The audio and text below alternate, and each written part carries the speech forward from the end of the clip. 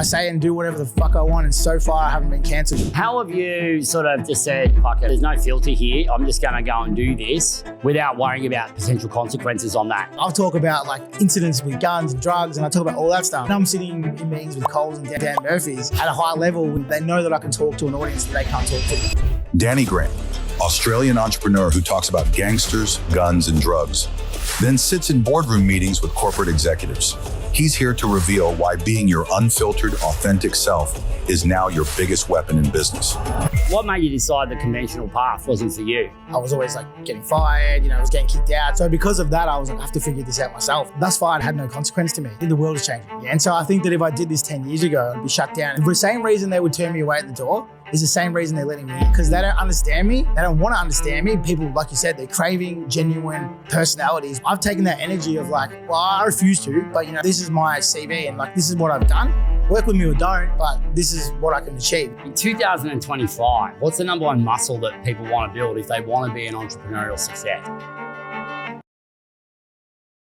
Today, I'm joined by Danny Grant, an Australian entrepreneur who built a multi-million-dollar alcohol business empire and has become known for sharing raw stories about building businesses without following traditional rules. He's someone who's created his own path from the ground up. Danny, welcome to Flow Zone. What's going on, man? You good? Mate, I'm really good. I've been busting for this combo, actually. Keen. I've heard a few of your yarns. I've got plenty of them. Well, let's start with one of them. Like, the content you really talk about online is about building businesses without any rules. Yeah, for sure. Let's start with that. What made you decide the conventional path wasn't for you? From the get-go. So when I was like a young kid at high school, I never really, when they would talk about careers and stuff and they'd say like, builder or truck driver or whatever, I could never envision myself doing that. So I was a little bit lost. Like I actually didn't know what I was going to do. And then early days, I actually found something a couple of years ago now, but it was like basically saying that I wanted to be a DJ, which is somewhat strange because I got into that industry. But really what I wanted was like an unconventional work life, So really, really young, I tried jobs. I actually had like a couple of little jobs, not full-time, but like part-time. And I was always like getting fired, I was getting kicked out. So it was really because I had to, So I was like, I can't do what my friends are doing, get up in the morning and go into work and working for somebody else. Like I wasn't able to actually conform that way. So because of that, I was like, I have to figure this out myself. And I did, but it was not like some grand plan. I just sort of continued to hustle and move and shake, as I like to say. And then I figured out how to make money, and then I figured out how to make more money. And then it was a trial by fire in a way. Well, it certainly made an impact. I think talking to a lot of people from the Melbourne music scene, which I've had a bit of a hand in from my hip hop background, you were like number one promoter. Self-proclaimed. But it probably still was, man. Like your clubs, you were moving tens of thousands of people through clubs every weekend. Yeah. That's something that most people just can't even get their head around, even being in a club with 1,000 people. I think that I did a lot differently than others, which is, kind of tended to that success, was that I didn't do one genre. So a lot of guys in the music industry, there's a lot of purists and like kind of people that turn their nose up at different styles. Early days, I was definitely a purist. I had a lot to do with a lot of sounds that went on to blow up across the world. And I was very, very much inside that. But as I got to a point where I wanted to change my life, I got married, had kids, and I wanted to sort of start to turn this into a commercial business. I understood the footprint and like the blueprint of how to make music work from a commercial sense when it came to a nightclub. So I was doing everything from R&B to Aussie hip hop to psytrance to techno to house to commercial house. So I was running 7, 8 different genre clubs on a night, but it was very, very easy for me to do. And the way I was doing it was I was like, well, I knew that they were backed by community. So if I could create a community that I could talk to in another community, then it was very easy for me to do. So all I would do was infiltrate, and I used to say I was a culture vulture. So I would infiltrate these kids and I'd understand them all, and some of them would be, everywhere from African to Samoan to like private school kids. I'd understand what they were doing, and then I'd be like watching what they're doing from fashion to like what they were engaging with online, and then I'd just replicate what they were already engaging with. And then I'd sort of give them a little bit of direction or push in the right way, and I'd teach them and mentor them. And then that's how I was able to succeed in so many different genres and so many different worlds, like fluidly, if that makes sense. Yeah, it does. It does. Like it reminds me of a term one of my other guests, Alan Diva, said. He's a marketer. And it's like stuff for your people, not people for your stuff. Correct. You know, so you're not building a product and saying, or build it and they will come. Like, come to my club, it's the best. You're going to them and saying, what are you guys into? And kind of creating that environment in any of your venues. And I'm naturally interested in stuff. So like, I think that was another thing that helped because I love like scenes. Like I find it very fascinating. So as I would go, say the Aussie hip hop stuff, like I'd see it online and then I'd be like, okay, I'm gonna go check this out. So I'd go to multiple shows, I'd meet people. I was generally interested in their stories. And then from there I'd go, okay, how do I get involved in this? So it was almost a want to be involved. And then I'd see what they were doing wrong. And I'm like, guys, let me help you here to actually make this so you can leave your jobs. Like the trail of people that I made leave their jobs to follow their dreams is ridiculous. But the trail of people who went after me and, you know, have done really, really well and made a lot of money is like, I reckon it'd be hard pressed to find many people that have as many successful people that worked with them forward that let them go, you know, like a lot of people kind of capture them or keep them in. I was never like that. I was like, you know, I'd like help them learn to fly and then I'd let them fly. And I think that's another big part of what I did well was that all these guys would fly the coop and they would be so fucking successful and they would absolutely kill it. And then they would kind of bring me with them. Yeah. So they'd give me opportunity or they'd introduce me to new people and then I was able to do that. But like community at the heart of any business, doesn't matter what it is, it's what it is. Like if you can understand culturally what that community wants and build that community for them, people like people, they want to connect with people. And people probably look at that and go, it doesn't make any sense. But if you look at, you know, for argument's sake, if you're into emo music, they all dress the same. If you're into hip hop, they all dress the same. All the people that live in Toorak, they all dress the same. So it's like, really, I looked at it from an outsider in and I moved a lot, which is probably a big part of how I was able to do that. So I'd just go, I know you think you're unique or, you know, you're an individual, but you're really not. Like you're just a type of person who's following somebody. So if I was able to recognize that and then build these communities for what you thought you wanted, I was able to monetize them. Yeah. That's a really good insight actually. Because like these subsects, like, you know, they say the riches are in the niches and go narrow and go deep. So like, yeah, you can get into emo, but there's a lot of depth in emo. And I found it in hip hop as well. Like I sort of grew up listening to American hip hop just because that's how I became exposed to it through Beastie Boys actually, who was punk and I was in a punk band. And I got into hip hop, American hip hop, which is very different. There's like conscious rap, there's like ghetto gangster rap, there's the kind of like more R&B tilts of it. But then in Australia, when I started freestyling and winning some comps and getting in a band, what I didn't realize that in Australia, it was all about suppressing and keeping it underground. It was so uncool to rise. So like we were getting bigger gigs and we were getting a lot of grief from the other bands that had stayed underground. They're like, how long you been around for? You know, like you need to stay underground. It's all about the struggle. Whereas in America, it's about ascending out of the projects and going to the next thing. Have you found that at all in the music sector, that there's people who are trying to kind of keep it small, kind of keep it their way? Or has it always been ascension oriented? Well, no, like back in the day, yeah, you know, it was all about community hub, don't sell out. But I know I always had a different vision because I always had like this idea, like delusion of grandeur maybe, when I was always like saw my guys that I was working with on a massive stage, you know, all over the world. Like, so I was always going for that and trying for that. And it didn't matter if they did or they didn't. That was always the intention. So I think that the fact that, you know, when stuff came online, you could start watching people grow. I think that changed the game. But there's obviously purists that it kind of have always been like, oh, I want to keep it in the underground. But I think we were probably the first generation where it was not we still kept it underground, you know, but at the same time it was about how big can we get this? But intention wasn't money. The intention was more so like, I guess like the journey and like, can we do this and making an impact, but not necessarily on our bank accounts. Like fucking a lot of the boys I worked with didn't retire, but it was making an impact on others. And then we inspired them to go do their thing. But as time went on, man, like now it's just all about cash. Like it's not really about any of the underground anymore. You know, it's I'm still a purist at times where I'm like, well, it was better back then. You know, like, well, this was the best time that I was around. But I get it. It's and I want people to chase their dreams and live, you know, do whatever they have always thought of when they were a kid. The only way to do that is to grow, right? So I always had that growth mindset, I'd say, when it came to music or anything that I've loved. So I would say, no, not really. I didn't oppose the underground, but I always wanted to keep it underground and keep it what made it special. But I wanted to show everybody in the way, if that makes sense. Well, I think it makes sense in that whether you're motivated by money or not, you wanted people to be able to pursue what they wanted to be doing as their main thing. And like, we just happen to live in a Western society where money is like stored bricks of energy that you can pull out and use when you want to go in a certain direction. Correct. It's And like a byproduct of, Yeah, it's a byproduct of. And then when you accumulate enough of it, it gives you enough leeway to go and leave the 9 to 5 and go and try something, or at least go a bit harder at something instead of having it as a side hustle all the time. Yeah, like another weird thing for me, my personality has always been like if I found a video, like the opposite of gatekeeping, like if I find a movie, I want you to watch it because it's sick. Yeah, and so when we were going along through the music journey, if I found a guy or I found someone who was making a different style of music, I wanted everyone to fucking hear it because I wanted them to have the same experience I had when I first heard it. So by default, I would grow and expand these guys' profiles or people's profiles or Nightclubs profiles, but it was actually not to do with from the beginning to make business. Like that was a byproduct of it, as I said before. It was more so like, if I love this, there's a high chance that other people are going to love this and I want to share it with them.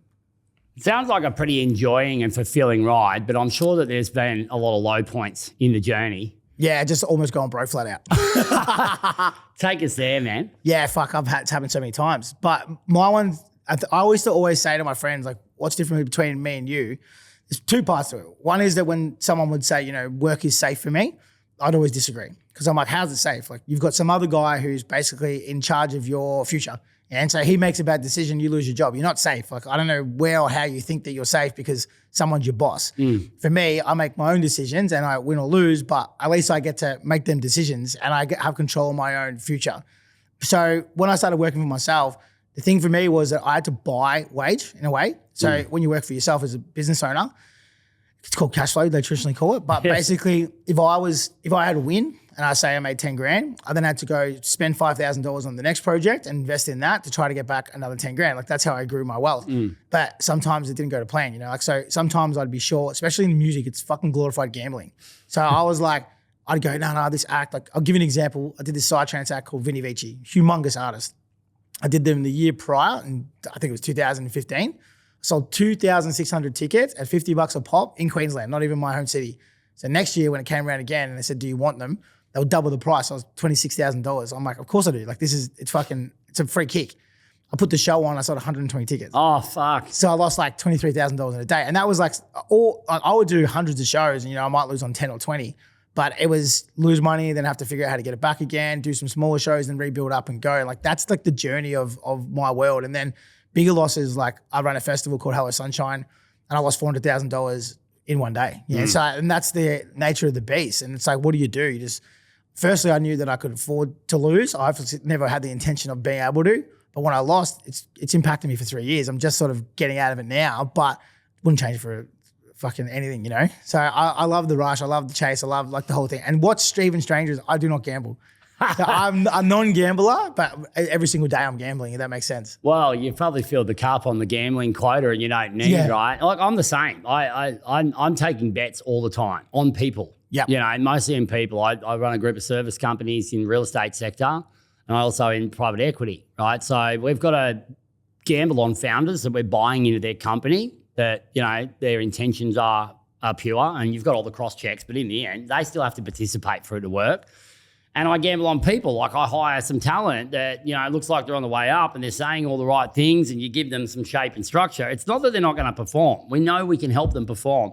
It's whether they remember that we got them there, because it's very easy once someone gets big to then just go and take the next thing and say, thank you, bye. Or not even say thank you and actually say fuck you on the way out.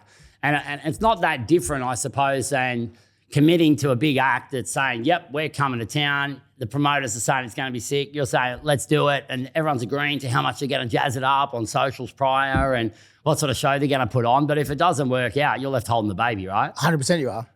But both ways, sometimes you win, sometimes you lose. But that's the game you play. But at the same time, as I said before, I wouldn't change it for the world because some of the biggest loss I had were some of the best events I did, and some of the biggest wins I had were the most shittest events I ever did, So it's not always about the cash. For people like me, I think you can't work in music or the space I did unless you're stupidly passionate. And I use the word stupidly passionate because my decisions were always made off emotion, in a way. But over time, you kind of build that subconscious of what's right, what's wrong, the vibe, the tempo, is this right or is it wrong? But over time, you start to get more of those things right. Those gut feels start to pay off. Yeah. Well, you had a big pivot from events into alcohol. Yep. And, people have heard the term wet pussy before in a number of different contexts, but the shots were very well known as a drink. Yes. And you've gone and turned that into a whole brand. Correct, yeah. Under your 80 proof banner, which has also got in there ugly vodka and a whole bunch of other cool stuff.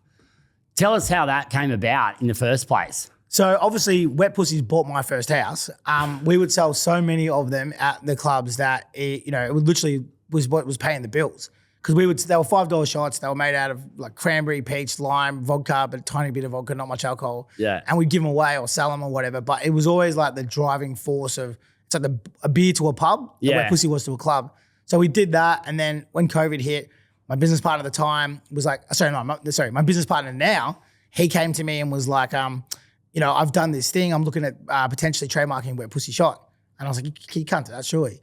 So then he went through the process, and then a couple months later, he called me back up and he goes, it went through. And I was like, what the fuck? How has no one done this before? And that's not an overnight thing. Trademarking, I've done a few of them. It's a bit of a job. I was like 8 months or something. So I didn't think it was going to come through, but it did. So once it did, I sat down with my design team because the brands are that's my forte. We built out the brand, the logo, all that sort of stuff, the color palette. And then we built this bottle out. We started making it, but there was never any intention for it to become what it did. It was an accidental mistake. And we effectively started selling it to our friends in our own nightclubs, and we'll sort of, on the side, we're making a couple of grand, each a week or whatever. Yeah. And then how it blew up and how it got so big was it was the second COVID lockdown. So we just came out of it. We were all killing it. No one really paid any attention to it. It was a little side business. 2021 comes around, we get shut down again. And then from there we were like, well, we need the money. Like we all needed the cash. It was 10 grand or whatever we had in product. So my business partner at the time decided to sell it to a distributor. And they sold it independent bottle shops, so your bottle marts, your celebrations, stuff like that. So he gave it to him, and we got the cash up front, ready to pocket it. And then probably about 7 days later, it went viral for the first time. So they had it in a bottle shop, and everyone was like, check out this, how smart. And it just went viral every single day for like 7 days. I think we did like 7 million views. Wow. And at that point, I'm like, fuck, there's something here. So we pivoted, we made an online store, and then I think the first day we did $7,000 in sales. And then we just kept going from there. And then it went from this little tiny factory, like they held 2 pallets, to now we have like a 6,000 square meter factory out in Keysborough with like 25 staff, So it's been an absolute landslide of a business, but it was a complete accident. Like our intention was never to get it as big as it is. But I guess sometimes the best opportunities are the ones you don't even think about. Well, I think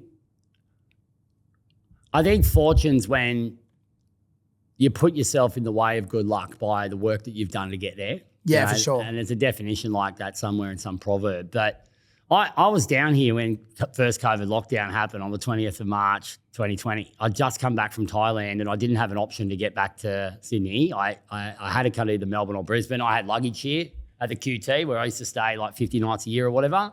And I was with a bunch of hospo people, man, and they were toasting to the end of the world. Like we were out, I remember being at Heartbreaker, and everyone in the bar had a shot, as in our careers are over. We're all going to die, but some people were already looking at how can we make this work? I went on a couple of podcasts. I don't know if they ever got released, but it was like, as a customer, I could see all of these avenues for things that I would still want to keep supporting, and the home cocktail deliveries and the window pickups and all that started getting pretty popular. So I imagine that would have accelerated things for you, but it's not like it's automatic that just because you produce a drink, it's going to sell. So there was something more to it than that, surely. Yeah, it was the ethos. Like, everyone knew what it was. So we're like the modern day Post-it note. Like I said, there's obviously you've heard that yarn that someone made it, put the sticker on, and they made millions of dollars. That's us. So when that happened and we trademarked it, everyone was like, how the fuck has no one done this before? And then, yes, the COVID thing definitely helped us because what it did was it kind of catapulted us into a world where everyone was buying these pre-made cocktails, more older people with money.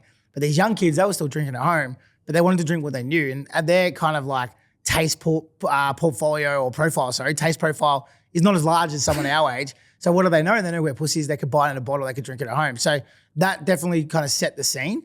And then our big thing now, as we say, take the club home. Like that's the idea. And then it sort of set the pace because now every function or every sort of celebration sort of type event, people think of our stuff. But like you look back when you were younger, and no doubt you've had them, you drank them when you were out for someone's birthday. You drank them at a party. You drank them at a 21st. At a venue, you would drink them, and it was a way to like kind of say to everyone, hey, we're kickstarting the night. Like we're going to take it to the next level now. Yeah. Now people are doing it at home, at camping trips, whatever, but it still says the same thing. So we didn't have to tell that part of the story. So we were able to build the brand, something that people could resonate. my sort of background in working in brands and nightclubs, I was able to like talk directly to these people because I was already talking to them with flyers and, booking lineups and all that sort of stuff. So I think it was the perfect storm in a way. So they were getting a product they understood, but they also liked the look of it because it talked to them the exact same way my nightclubs talk to them. And then it became somewhat of a cultural phenomenon. And like we're 5 years in now, millions and millions of dollars of sales. And I don't think we're going anywhere. Like we're just getting bigger.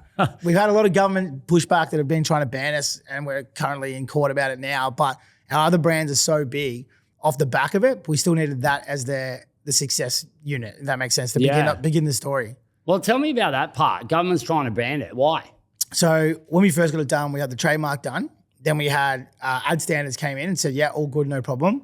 Then licensing said yes. So we got obviously a license. And then there's this body called ABAC. So they're effectively like a regulative board that helps take off responsibility basically from giant supermarket chains. So the best way to explain it is the hard rated stuff when it was hard solo. And then there was this big pushback. Coles and Woolies didn't get in trouble for that. They blamed it on ABAC. So it's like a sort of like a cushion body that takes any blame from giant supermarkets and make mistakes.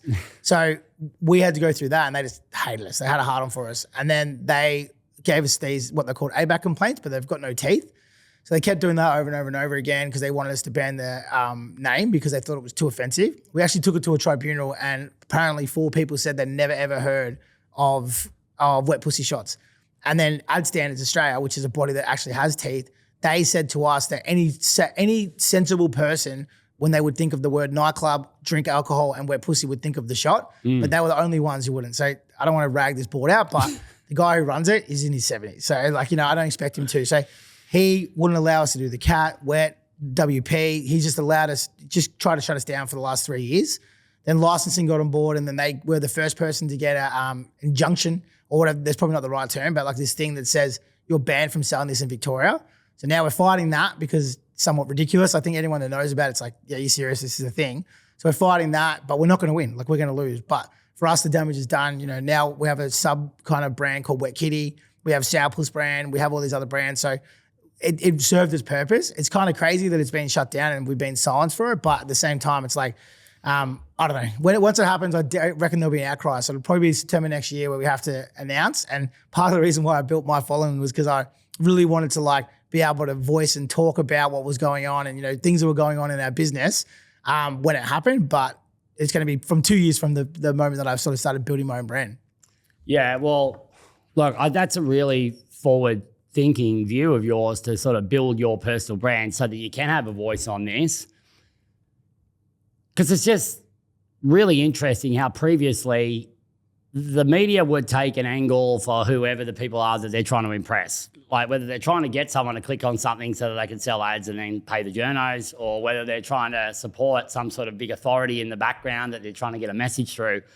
And individuals barely had a voice on that at all. Like you'd have to be someone pretty famous to be able to push back on something with deep pockets, because a lot of these reserves that get these battles that get fought in court, they're funded by taxpayer money in a lot of cases.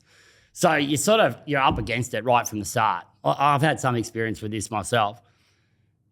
Let's talk about your personal brand, because this is something that's blown up like quite quickly. So was that the main reason that you started like sharing your stories and sort of building your following? Because there's some crackers in there. There's 2 parts to it. One was kind of guided by that. I'm like, well, I want to talk and build my other brands that are connected to my brand from the festivals I was doing or the booze companies or whatnot. But the other one was I've always worked with talent. So from artists to DJs to influencers later down the track. And when we started the alcohol company, we helped build the brand Jet. We're actually partners in it. And another one called Grog, which is run by the biggest YouTubers in Australia called Cold Ones. Mm-hmm. So I was working with these guys who had built personal brands and channels and whatnot. And then I was helping them. I always say 270. So they were doing that part, which they know best, talking to their audience. And then we were doing all the boring stuff like below, like an iceberg. Yeah. So I was doing all that sort of stuff, and I knew these guys. I'd grown up with them forever. Like we had good relationships, and they were characters within my world already. And then I would do these launches for them, and I was running my launches which is kind of strange, but my launches were so successful for my brands because I treated them like festivals. So I did the whole sign up, get access, limited amount, rah. No one really done that in FMCG. So I still do it now. I run them like music festivals, and then you buy them, they run out, and then there's more access and whatever. So I was doing this model that I ran for festivals for these influencers, super successfully, but I was watching them do like hundreds of thousands of dollars of sales. Like one of the launches was 600, another one was 300. And I'm like, which may be fucking overconfident, but I was like, they're not any more interesting than I am. So at that point I was like, fuck, I'm gonna have a crack at this. And then I sort of just didn't really even watch anyone. I sort of built my own road, and my content plan was a lot different than theirs, but I was like, okay, well, why am I interesting? I'm a good talker and I have heaps of crazy stories. Like that's my thing. Like where we're talking now is like, doesn't matter if it's a cafe, campfire, or fucking in a back room somewhere, I'm telling you yarns. Like that's just how I like to communicate. So basically I was told by a young girl that works for me, her name's Chrissy, that they had done long format on TikTok where you could talk for 10 to 20 minutes. And she said, normally when these new features come out, they'll push them forward so you'll get first access. And I'm like, okay. So I jumped on. At one point I was like, I think it was number 3 long format creator in Australia on TikTok, early days. But again, I was probably only one of 20 doing it. But I was sitting there and I just started telling stories. I'm like, this, AFL players behaving badly, or like that time that I got run over by a biking club in my nightclub, or there was all kinds of wild yarns. At the time someone pulled a gun on a security guard at my club. So I started telling these stories. I didn't realize how interesting they were going to be, but they blew up. So all eyes on what I was doing. I then crafted out like a character kind of development, like a fucking movie, like I was a movie character. Told all the most craziest and juiciest stories. And then I started to talk about the motivational stuff. And then I dipped into like my other battles, from mental health to how I ran my businesses. And I created this sort of 6-month period where I just gave. And I was doing videos every day. And I amassed at the time over 100,000 followers really, really quickly. I was doing, I think I did 70 million followers. Sorry, not 70 million followers, 70 million views last year. So in the first year it was close to 100. And it just work ethic, I had a good work ethic, and I was like, if I have a personality match and then I have the work ethic that no one else has, like I think I can make this happen. Crazy little story back before that was November, and I'd just done these 2 launches for these guys. And I'd said to my wife, I think I'm going to become an influencer next year. And she like laughed at me and she's like, it doesn't work that way. And then 2 months later from the day, I'd done 7 million views on 3 videos, and I had got tens of thousands of followers pretty much quick straight away. And then she's like, it blows my mind how you just think this shit and it happens. But yeah, but I built the brands for 2 reasons. I built the one reason because I knew that it would open doors and create more opportunity for me, because I'm mad on networking, always have been. And then the next part was that I'd be able to generate sales. And a good example of that is I really held off on my brand and sell. It was just give, never ever take. But I recently just did a show with a group called Orchestrated, and I did a campaign where my audience had to sign up if they wanted this to happen. So I put my time into it and I said I'd run it, but I need you guys' support. We had 25,000 sign-ups in 7 days. And then Orchestrated was an artist that would normally get paid $600 a gig. We launched it, and then with 36 hours, we sold 13,000 tickets, and it was completely done. So that was the first time I really swang the cat over my head and then showed the influence and the brand and the power that I built. And that was millions of dollars of sales, And so I think that a testament of why I started it and what I was going to do and achieve, that was sort of not the pinnacle. Hopefully there's bigger opportunities and things I can do, but it showed the power of what I'd done and what a personal brand can do. Yeah, well, that's really well articulated, man. What I love about it is you're just showing up exactly as you are, and you're just taking that to a larger audience. Yeah. But it's the same way that you deal with communities in every other part of your life. And this is exactly what checks out with anyone who's like described you to me. So I think a lot of people do struggle to be their full selves, their full authentic voice in this age of personal brands. Yet that seems to be exactly what people are craving. How have you sort of just said, fuck it, I'm just taking, there's no filter here, I'm just going to go and do this without worrying about potential consequences on that in your relationships or your business or anything like that? It's a really good question, hey, because like what stopped me from the whole time, like the reason why I was always behind the curtains was because I was afraid of that. Yeah. And then eventually I got to a point where I was like, fuck it. Like, I feel like I've got so much more to give the world. Like I'm going to have to bear it all, if I'm going to actually have any form of impact and or have any sort of consequence for my personality, which I believe was one of my biggest and best traits, like throughout my whole career. So I sort of had to take the plunge, but I talk about some pretty crazy stuff. Like I'll talk about like incidents with gangsters, and I talk about like guns and drugs, and I talk about all that stuff. Then I'm sitting in meetings with Coles and Dan Murphy's at a high level with fucking their guys who do their pick and choose what's there. And thus far, it had no consequence to me. And I don't know. I think the world is changing. Yeah. And so I think that if I did this 10 years ago, I'd be shut down and probably put in a padded cell. But now people, like you said, they're craving genuine personalities because I am the person that they met at school or they met at trade school or they met at university. You know, like that guy that they were like, oh, he has crazy stories and he's fun to be around. Then they got to pretend to be someone else when they're in a boardroom. I've taken that energy of like, well, I refuse to, but you know, this is my CV and like, this is what I've done. Work with me or don't, but this is what I can achieve, you know? So myself and others, my peers that are working around me, there's a lot of us, you know, in the last 2-3 years that have just opened up, really authentic, and we're kicking fucking major goals. And I think that it's almost like a revolt against what would say was normality in a way that people are over having to be fake. People are over seeing tailored stuff. Like, you know, you see stuff now like online, product, like almost content that doesn't, my content that does best is when I pull my phone out and talk to it. Yeah. You know? And the thing is, people look at it and we're talking now and they meet me in the street and they watch me on video and they're like, I buy that. Like that guy is actually just talking to his phone. People want this, like they've always wanted to voyeur and look into a life. But at the same time, it's like they crave authenticity, but it's not just happening online. It's also happening in these big sort of boardrooms. And I think the other one too is that there's a fatigue, right? So post-COVID, there's this fatigue of FMCG and these dinosaurs, I like to call them, where they've always been doing these things and that's what worked, and white collar and a tie, it's no longer working. They're losing audience. They can't talk to Gen Z. There's this massive struggle. So they now want the same reason they would turn me away at the door is the same reason they're letting me in, yeah? Because they don't understand me. They don't want to understand me, but they know that I can talk to an audience that they can't talk to.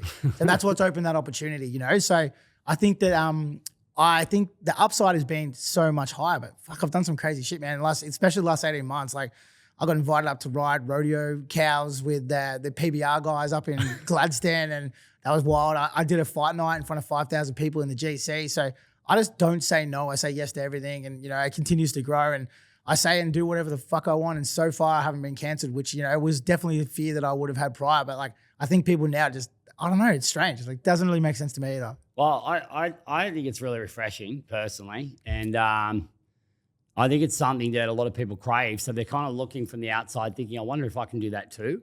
You know, I think a lot of the attention on people who are super authentic, because I'm one of them. I'm watching super authentic people like you and just going, fuck, like, I've held back for so long, and you know, part of me coming into long form is because like I want to be understood. Because if I'm understood, I can meet more people like me. Even if I don't meet them in person, I can build an audience of people that sort of get me in one way or another.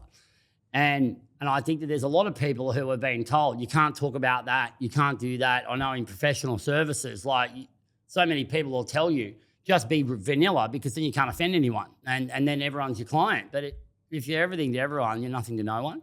I think another one too is, right, like I know for myself, and I can't talk on your industry, but the best deals were always done in the pub or the dinner afterwards. It was you'd sort of talk in the office and the idea and concept would come up, but like the best ideas were always 5 o'clock in the back room. Yeah, like where you're talking to the guy and you break down and the guy comes down and he's authentic and then you're like, yeah, okay, sweet. 5 days time comes and you built this bond, and then that's what you go back to being the vanilla guy in the boardroom. But the reality of it is, like, you look at other cultures like Asians and Europeans, like they won't do a deal unless it's over a beer or a meal, you know? Like, so the idea that it's come full circle, I think that people want to work with people who act like that, like they do after a few drinks afterwards in a meeting, because they can trust you. Yeah. And so, yeah, it's a wild world. I can't explain it myself, but if I was doing what I'm doing 4 years ago, there's no way people would work with me. Yeah. So it's a change in tide, 100%. Yeah, that's good. That's good. So what's a story you wouldn't have told, you know, before you became your full self that you've been happy to tell in the last couple of years on your socials? Bro, I told one the other day. I'll tell you. You told me it was too hectic. Nah, you just pop it out, man. So I told one the other day, and this was like, even when I started, I was like, you know, I never would have told this story. But there was a time when I was working. So we used to have like a room, right? These square rooms, and they're full of cameras, like 32 cameras, high definition, they move, whatever. So as an owner, you sit there, and most of the time you just watch these cameras, and it's like Big Brother on crack, right? So I was sitting in there, and a thing that people probably don't know, and I think that's a lot of what I do, is I open up questions of like, well, when a club confiscates drugs of someone, what do they do with them? Yeah, and so they don't know, but I do because I was there. And what we do is nothing, because no one ever hands them in, they take them, right? So from the security guards to the buses to whatever, they just disappear with them. So it was very, very rare, very, very rare. Like I only ever had it happen twice. But the story that I told the other day that I even surprised myself with, I was like, so this guard came in, he just started working, and he bought in a 10 pack of pills, like ecstasy tablets. And I'm like, what are they? And he's like, oh, we just took them off some guy at the front. And I'm like, well, what the fuck? Like, why would you bring these in? Because it's so odd to me that someone would do that because they never do it. And then I was like, oh, okay. And he's like, do you want to call the police? And I'm like, well, no, because that's a long story in itself. But if I called the police, I would probably get in trouble. I'll be like, then they'll be like, why do people feel they're comfortable to bring drugs in here? And you get a mark against your name. So it's sort of an unwritten law that you should dispose of them.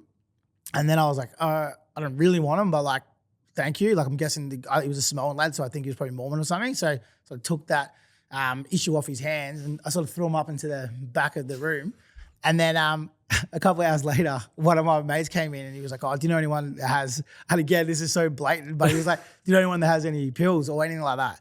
And I was like, oh, some guy just handed some in. They're in top of the thing. You can take them if you want, but on one sort of context, like this is, you have to give back.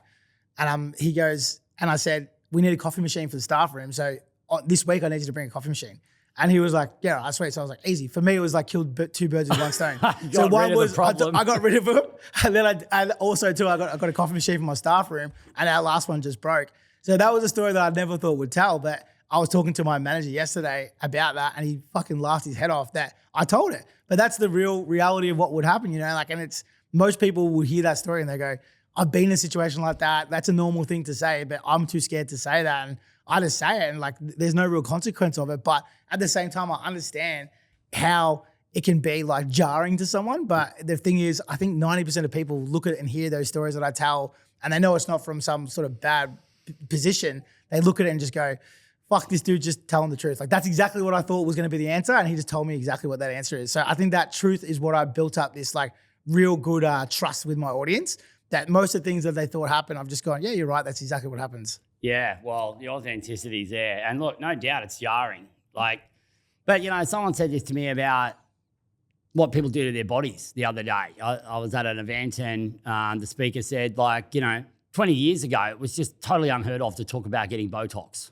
It was just like maybe Hollywood, but, you know, that's okay, they're actors. But everyone would hide it. Like, you know, women would like slide in behind. And now men are going to get it done at their barber or whatever.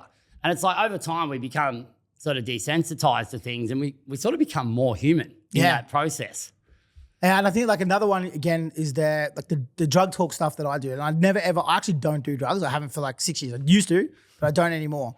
But the reality of it is people don't want to talk about it on platforms, but the truth of the matter is that I can tell you now the statistics back what I say. Most people experiment with them or try them. Yeah. And so to live in a world where we have media and stuff saying that doesn't exist, when someone like myself comes out and talks about it so openly, like it's not something you have to put in the closet and you don't have to hide from. I think people, it's almost like comforting, you know, they're like, okay, I'm not a weirdo. This is not a bad secret. And I have a lot of people, you know, I highlight massive like raves and stuff like that. But I have these gray-haired 50-year-old ladies and men that come up and they're like, you know, I never told anyone, but I used to be a raver. And I'm like, why did you never tell anyone? Like, fucking how awesome you got to live this experience in this massive community because we used to do pills. And I'm like, so did fucking everybody else. Yeah. And, and they're like, yeah, but now like I'm proud of it. You know, I'm like, I'm so happy that you now get to be proud of something that you love to be involved in. Yeah, there's that tiny little part, but that doesn't define you. What does define you is that you dance with these people to sunrise. You had these moments and you shared this with a massive community. Like you're a part of something bigger than yourself. You know, like why does that little tiny tablet that maybe you did or didn't take, why does that define, you know, who you were? And then now I think now people like myself are breaking down that stereotype. It's like, it's okay to do things differently. You know, like just because the media or someone says to you, hey, you're going to lose your job, you're going to do this, you're going to do that. If you're not hurting anybody, you know, and there's nothing wrong with being honest. So I think that like my blaring honesty and the fact that I don't care about the repercussions, like you said, and I will continue to be like that, I think is probably what has made people attracted to my content. Yeah, look, I think that's a really powerful message, man. Like I put up a thing on my stories before today saying, hey, I've got this legend coming on. It's going to be unfiltered. Danny rants.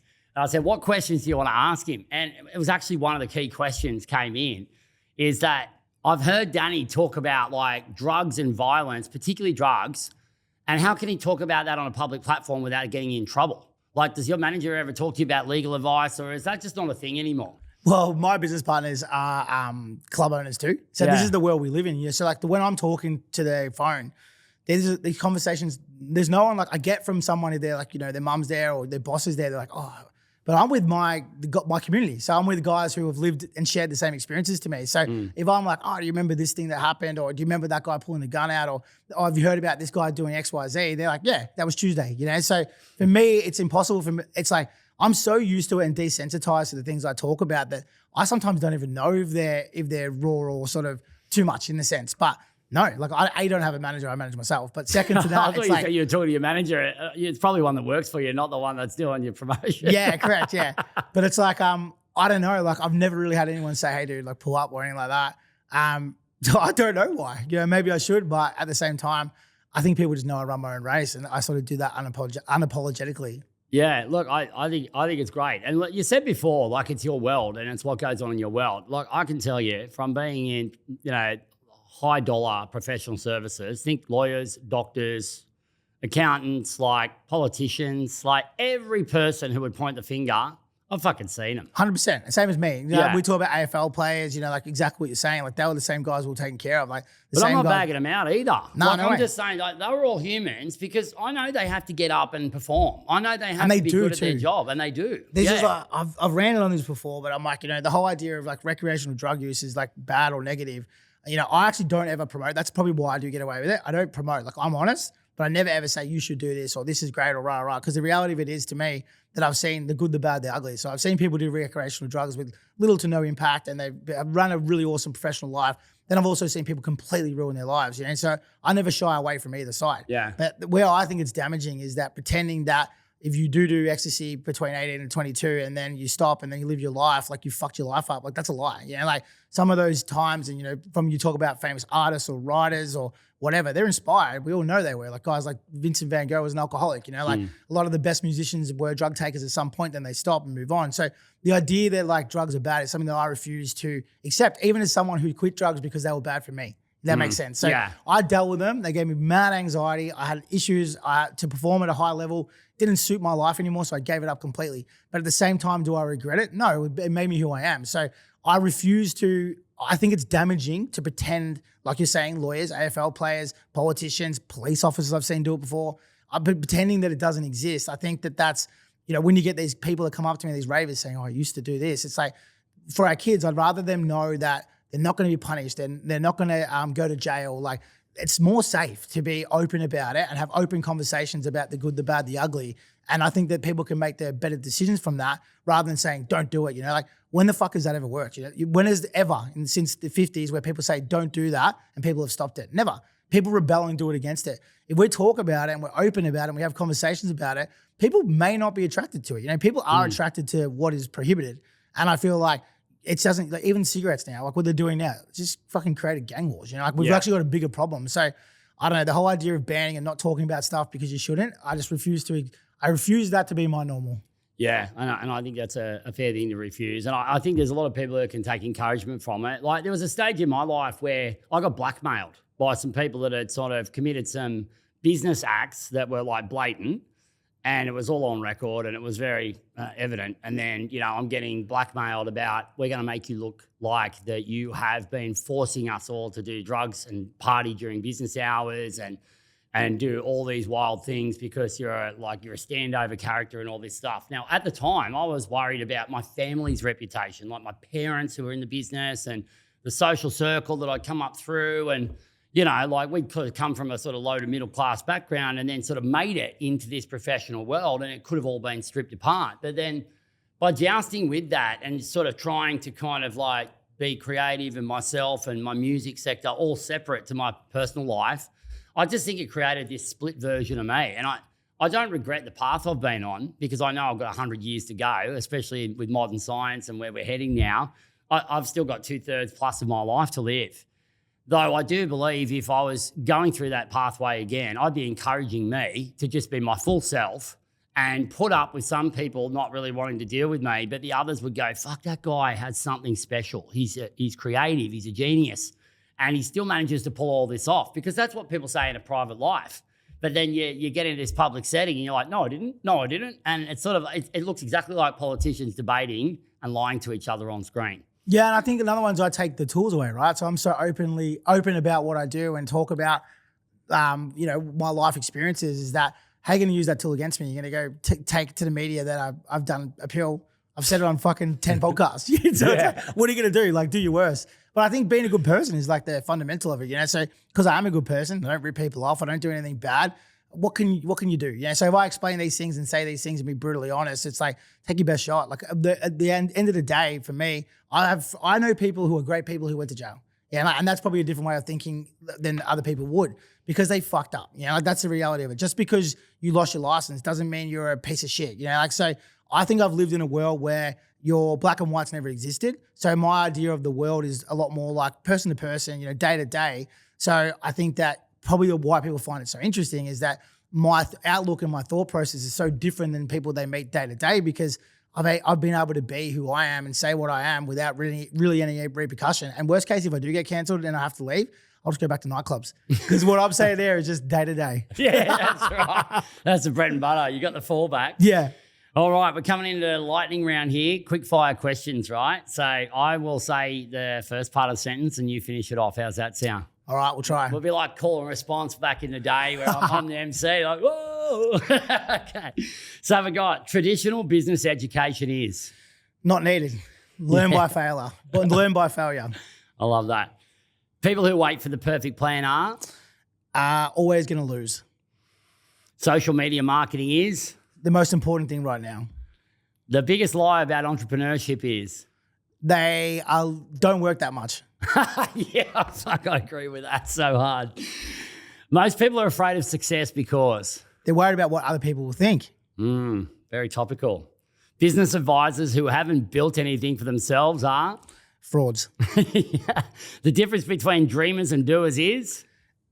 Doers are happy to fail. They have a good relationship with failure, where dreamers, they're too scared to fail, so they only dream. Fuck, this is good. It's like you've already read these. They're actually blank. Investors who want to control everything are? Psychopathic. Psychopathic. I love it.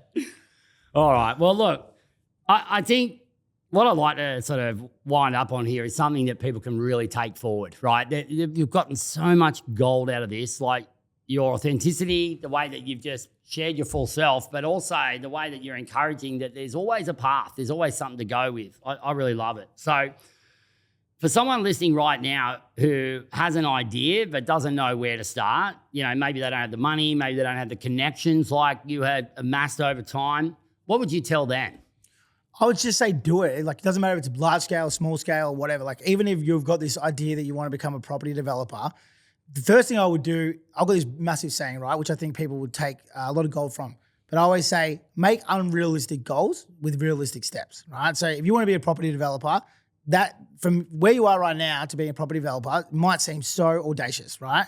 But if you make 100 steps to get there, you're only going to take one step at a time. You're going to fail, you might fall back 2 times, but it's very easy to go back again, So I would always say, if you're going to just start, is the uno numero thing I would say. And then second to that is like, just make it small steps at a time and you will get there. And don't expect it tomorrow. Like, everyone's like wants it tomorrow, especially this Instagram generation. But they all like, I want to be rich 5 years ago. It's like, well, it's not the fucking truth, Like, even my company now, I've been at it for 5 years. I'm only starting to get dividends, so be patient with it, make realistic steps, have unrealistic goals, and then that's how you will go well in life, and be okay with failing. There's nothing wrong with failing. There's nothing embarrassing about failing. Failing is the biggest education that you'll ever have. It's better than university. It's better than any online course you can do. Just get comfortable with failing and you will be successful. That is absolute gold. I'll tell you the one I love. This is my favorite fucking saying, right?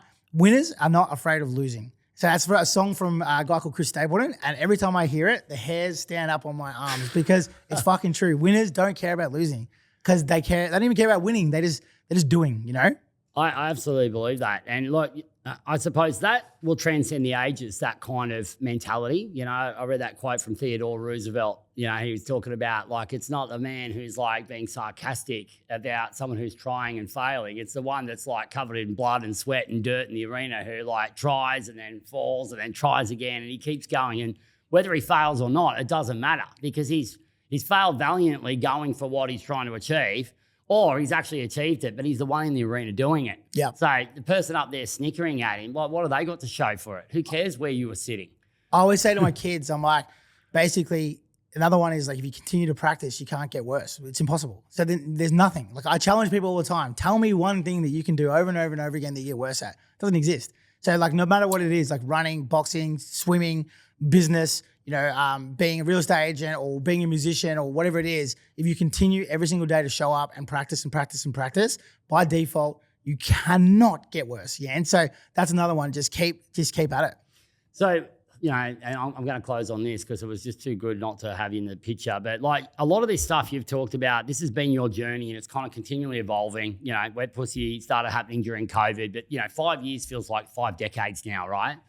In 2025, what's the number one muscle that people want to build if they want to be an entrepreneurial success? You have to be personal brand. Like that's inevitable now. Like you look at anybody from, Adam from EBT or Tim from Frontrunner or myself now with Wet Pussy or G Up with Troy Candy, Better Beer. People want a face to that brand. Like that's how, for whatever reason, I don't know the answer, but people are looking at brands and every single every single basically industry, they're looking at and going, oh, that's Oscar Ledlin who runs that company that does factories. So they want to be able to know who runs it and who's at the front of it. So I think that at 2025 and moving forward is like personal brands are the biggest and best and easiest way to success. And if you're not building one, you're doing it wrong. Like that's my opinion. That's really solid way to end. Danny Grant, thanks very much for coming on Flow Zone. You've had big impact. Legend, man. Thank you.